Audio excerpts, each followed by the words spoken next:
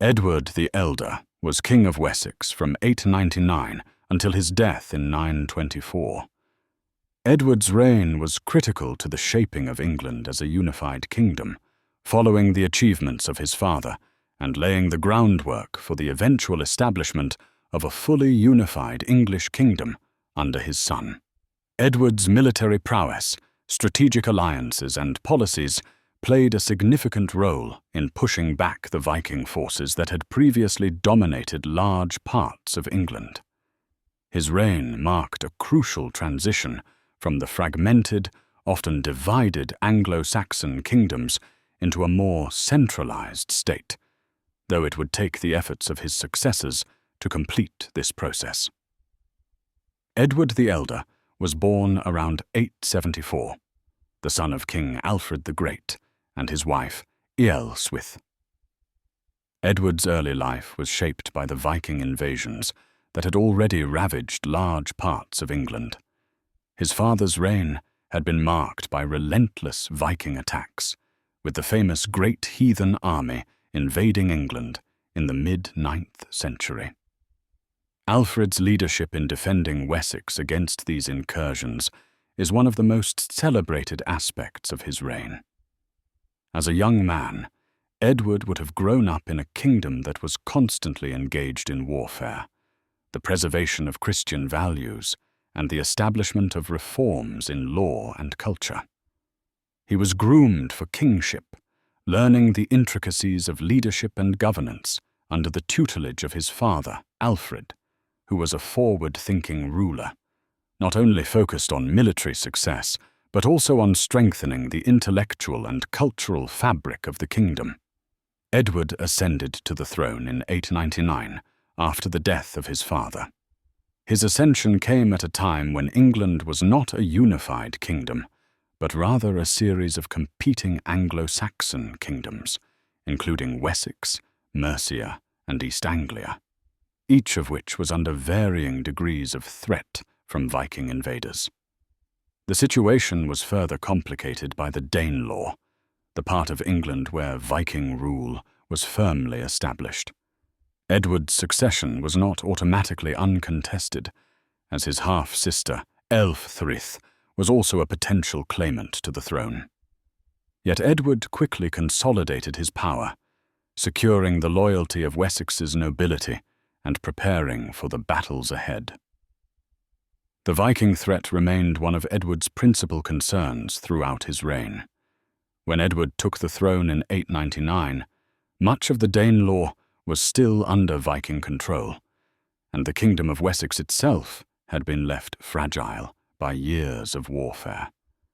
The Viking invaders, led by a series of different warlords, had been entrenched in Northumbria, East Anglia, and parts of Mercia, while the kingdom of Wessex itself remained a beacon of Anglo-Saxon resistance. Edward's first major military challenge came from his attempt to expand Wessex's territorial holdings and secure his kingdom's borders from further Viking encroachment. He fought a series of wars against the Vikings, some of which were campaigns of retribution to reclaim land and push back Viking settlements. His major military campaigns were aimed at recapturing and consolidating control over parts of Mercia, which had previously been weakened by Viking influence. One of Edward's most important victories came in the Battle of Tettenhall, 910, where a combined Anglo-Saxon force, led by Edward and his ally, Elfred's successor as King of Mercia, Elfwin, decisively defeated the Vikings in the region. This victory had long-term implications, as it pushed the Vikings back from Mercia and allowed Edward to solidify his control over the southern and western parts of England. Another crucial campaign came in 917, when Edward led a major offensive into the Danelaw. With the support of other Anglo-Saxon leaders, Edward launched an attack against the Viking-held kingdom of East Anglia.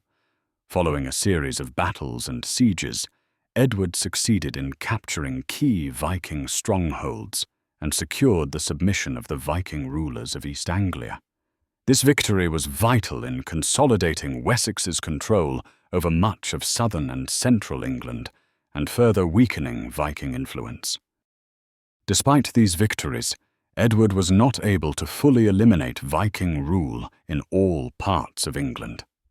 By the end of his reign, large portions of the Danelaw remained under Viking control, particularly in the north.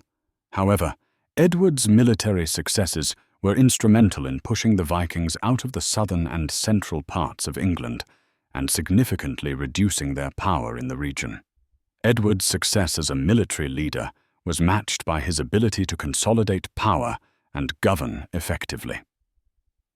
One of the key aspects of his reign was his policy of securing and expanding the territory of Wessex. Edward recognized that control over both the military and the administrative structure of his kingdom was essential for long-term success. This meant fortifying towns and cities, promoting loyal followers to key positions, and ensuring that military strength was matched by a solid administrative infrastructure. As a part of his efforts to solidify his kingdom, Edward also focused on strengthening the ties between Wessex and the neighboring kingdoms of Mercia and East Anglia. Mercia, under the influence of Viking rulers for much of the 9th century, was integral to Edward's strategy of ensuring Wessex's dominance in southern England. By 919, Edward had succeeded in gaining control of much of Mercia, following the death of the Mercian king, Ceolwulf II. With the support of the Mercian nobility, Edward effectively became the ruler of both Wessex and Mercia. This union of Wessex and Mercia, although short-lived, paved the way for Edward's son, Aethelstan, to later unite all of England under a single Anglo-Saxon banner. Edward also sought to establish a more unified approach to governance. He continued many of the reforms his father, Alfred, had initiated, particularly in the areas of law and education. The legal reforms of Edward the Elder were focused on consolidating the laws of Wessex and extending them to the newly conquered territories. This legal cohesion helped to integrate previously Viking-dominated regions into the larger framework of Anglo-Saxon law and governance. Edward's administrative prowess was also evident in his building of a system of fortified towns, or burhs, which his father had begun. These fortifications were strategically placed to help defend against further Viking incursions. They also acted as centers of administration, commerce, and communication. These developments laid the groundwork for future urban growth in England and helped to stabilize the kingdom during Edward's reign. Edward the Elder's reign was pivotal in the consolidation of Anglo-Saxon rule in southern England. While his achievements may not have been as dramatic or widely recognized as those of his father Alfred or his son Aethelstan, Edward played an essential role in securing Wessex's position as the dominant power in England. His military campaigns against the Vikings, his consolidation of power over Mercia, and his efforts to stabilize and expand his kingdom set the stage for the eventual unification of England under his son. Edward's reign also marked a crucial period of transition for England. Whereas the reign of his father had been dominated by the defense of Wessex against Viking invasions, Edward's reign saw a shift towards expansion and consolidation of power. Edward not only defended his kingdom, but sought to bring other territories under Wessex's control, ensuring that the Anglo-Saxon kingdoms of southern England were united under a single ruler. Edward's death in 924 was a turning point in the history of England.